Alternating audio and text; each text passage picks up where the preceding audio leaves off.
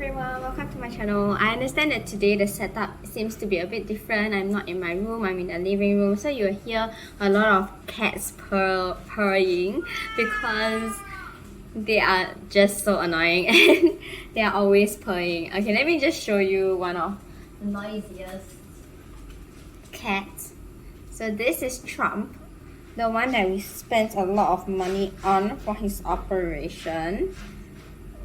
Right, like his explorative surgery, but he's all well now and fat and round and purring always, all the time.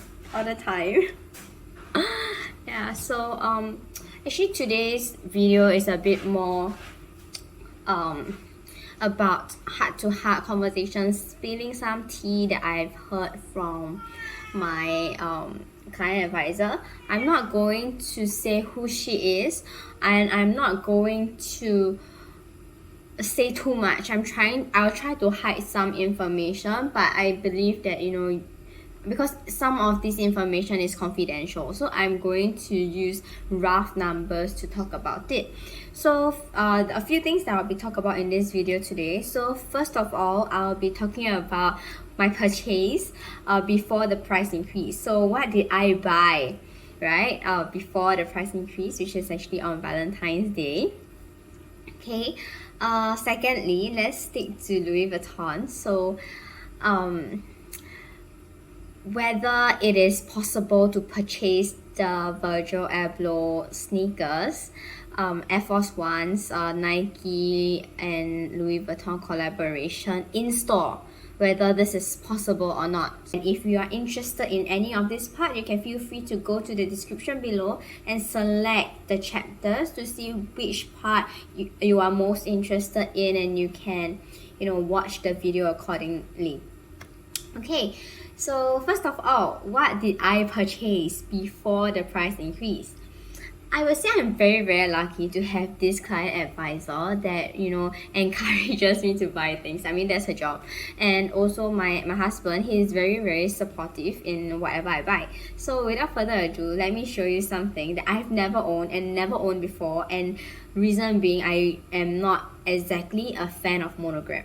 So this thing is really filled with monogram, and it is this, the Neverfull PM. Yes, and as you can see, this is in this color, is red. And the reason why I bought this was because I liked how I could use this for different occasion as an everyday bag. When you talk about everyday bag, people don't really talk about how they carry the bag, right? Because some people like to carry it as a shoulder bag. Okay, so maybe let me stand up and I can show you more. Let me just see if the cats are behind me. Okay, so as you can see, you can carry this bag like that, holding it downwards, I mean over here, right? Just carrying it as a hand carry, or you can carry it as a shoulder bag, right? Okay, however, how I like to carry this bag is to string it in. Okay, before I carry it as a handbag. So you string the bag in, okay, and you make it smaller, because I'm not a fan of huge bags. So I will first of all string this in and make it a smaller bag, and as you can see now, it's actually much cuter and smaller and more suitable for my size to carry on my hand. But next, I also purchased this, which is the monogram strap, right, to strap it over here. I'm not sure if you have seen other YouTubers done this. I actually learned this from YouTube. So I will just do this, and I will strap this in at the side, and I can carry it as a shoulder bag. And as you can see, it's actually quite chic. There are like the gold buttons over here, and you can see that the bag is like that. And I can also carry it crossbody, which is like that. And it's very multifunctional. I can put whatever I want inside. I can just, like for example a phone, I can just slip it in and I can buckle it, if it's too fat. But overall, so far, this is like my favorite way of carrying it, and honestly, so far the only way that I'm carrying it, because this is the reason why I bought the bag in the first place, to carry as a crossbody, and it's big enough and spacious enough for me to put all my things inside. I know like with time it will start to be less firm over here, so I've also purchased a bag organizer that has not arrived yet. Yeah, so this is how I carry the bag, and also the reason why I bought a Neverfull. Yeah, and I haven't gotten my client advisor to help me to stamp a Vuitton over here, but I really want to have a Vuitton over here, so it's really cute. Oh, and my cats are behind me, they're so dangerous. Okay, I have to sit this far away because they are right under the chair and I can't roll over there. Yeah, so this is how I'm going to carry this Neverfull PM in this way. So you can see it's actually really quite squarish and it's very pretty. I love how you can shrink it more to make it a trapezium as well, or you can just leave it like that. That looks a bit squarish and structured. I love this. I don't think that I'll ever carry it like that, and it doesn't suit me like that as well. Yeah, even though maybe if I need to fit my laptop someday, I may do it, but honestly, I don't think that I will, and it's not meant to be when I purchased it in the first place. Yeah, so I'm very happy with this purchase, the Neverfull PM, and I'm not regretting it so far. And over here, even though it's all made of vachetta leather, but I believe that this bag is made for wear and tear, so I won't pamper it or baby it at all. I'll just use it as an everyday bag, bring it for marketing, going to the supermarket, or when I just casually want to sling it out and bring it out with my friends, for some quick catch up, or even to McDonald's. This is the bag that I'm going for. I won't be carrying all my other more fanciful bags for McDonald's. There's no point. So yeah, loving this so much, and I believe that there's a lot of other Neverfull reviews out there that maybe more comprehensive than mine, but I just really want to share with you guys my joy of purchasing this before the price increased. So because I buy everything in Singapore dollars, so let me just talk about the price of this Neverfull.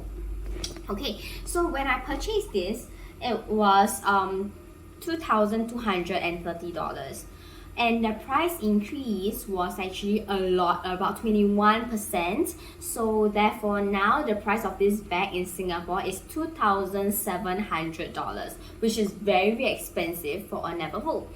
But also at the same time, I can understand the price increase. Like, people are thinking, what is Louis Vuitton doing? Why are they increasing the prices of all these canvas bags? Are they trying to milk the money out of us? And is the production capacity just an excuse? To be frank, I don't think that I don't fully support the production capacity kind of thing, but I also believe that you have to justify the price of a bag. When people say that they are kicking out certain profile of people buying these Neverfull bags or walking into the Louis Vuitton boutique to buy the bags, I beg to differ in a sense that I don't think that they are kicking these people out, but in fact, they are just reacting to the demand.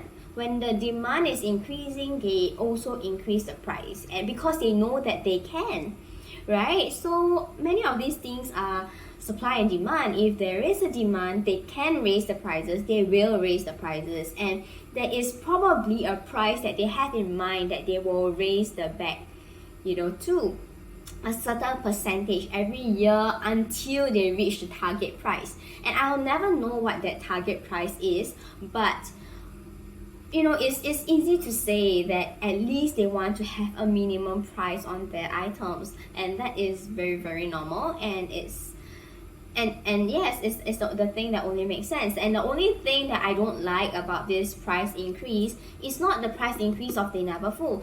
Honestly, if it is $2,700, I may still consider getting it because it is very durable and people have been using this throughout the years. It's proven to be durable. I'm just a bit, a bit I'm just a bit I would say salty, about the price increase on the capucines, because and the twist MMs, because Twist has never had a very good review because of the hardware, but for the leather, the epi leather and how it is made, yes, I would say the craftsmanship is good and everything is good, but the price increase is really a little bit too much. And also I do see some price narrowing, some price gap narrowing between the different regions, like APAC region, Southeast Asia region, and also the US region and Europe region. But however, the Europe region is still having prices that are much lower, for the higher priced items like the capucines, right? So I don't know. Honestly, I have been contemplating for the longest time whether to only buy capucines when I'm overseas or to buy it when I'm in Singapore. So now, even with this slight narrowing of the price difference, I'm still considering to get, capucines overseas rather than getting it in Singapore, especially when all the travel bans are relaxing and more vaccinated travel lanes are coming up. So let's see. I'm not sure, but one of the bags that is in my wish list from Louis Vuitton is the capucines in crocodile skin. Yeah, but okay, anyway, let's see how we are going to do this, and how I'm going to do this. And yeah, that's about it. This is all I want to share about the price increase for Louis Vuitton, and you can go to see many other YouTube videos that has a lot of more comprehensive price comparison, okay, between between the previous price and the current price. I'm not someone who follows closely, but this really stood out to me about the PM because I bought it before the price increase, and of course I was anticipating the price increase. Or it's an open secret, everyone knows. Yeah. Okay, so second, the Louis Vuitton collaboration with Nike, the once in a lifetime, greatest of all time collaboration. Will I be able to get it? And who will be able to get it? First of all, I would like to say I will not be able to get the pair of shoes, and the information is already out. The reason why I cannot get the pair of shoes is because I've not spent enough. I also come from a European company with European roots, in a sense that I work for a company that is based there.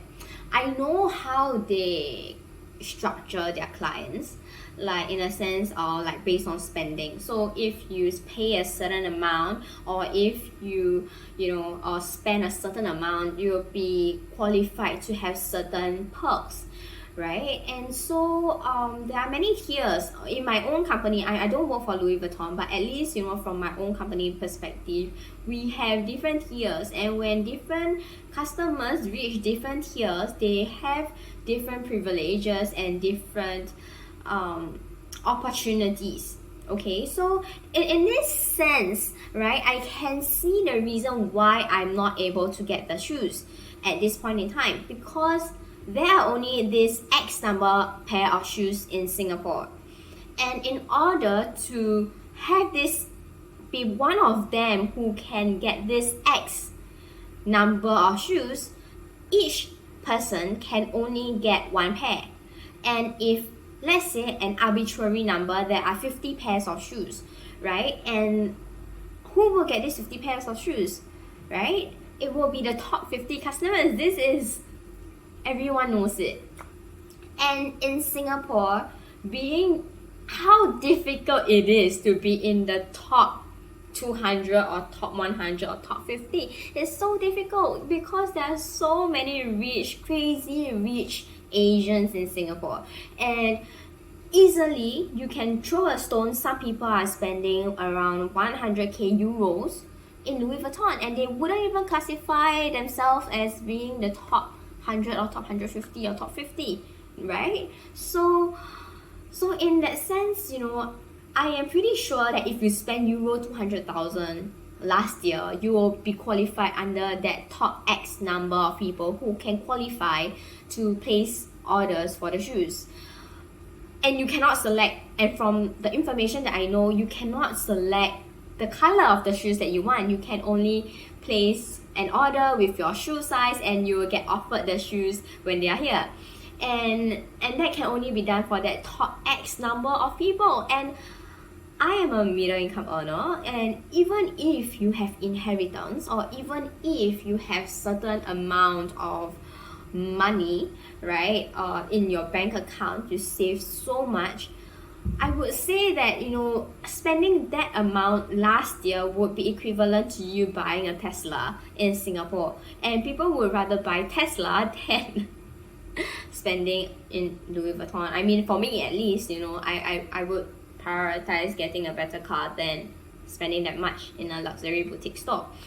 So honestly, I am disappointed when I heard about this, but also practically I understand why they have to do so and why is it reasonable to do so. And I am not sour or anything, it's just a bit salty in the sense that, oh, other people get to buy it but I don't.